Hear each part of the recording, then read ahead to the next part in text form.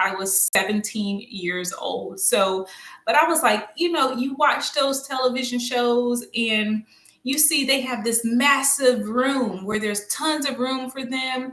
There's their bedroom, there's a separate desk area.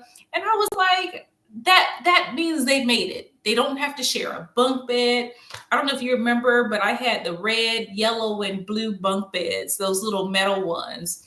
And I was like, if I can just get like this white bed, this would be my dream room. Okay, so funny story behind that too. I did end up getting that for my daughter when she was born, and after she kind of grew up a little bit, I got her that white bedroom set. And my mother said to me, "Is this something that you got because you didn't get it growing up?" And I was like, absolutely, because that to me was what wealth meant. Like it was something that I wanted as a childhood. I wanted my daughter to see, okay, this is what, I want to provide to you.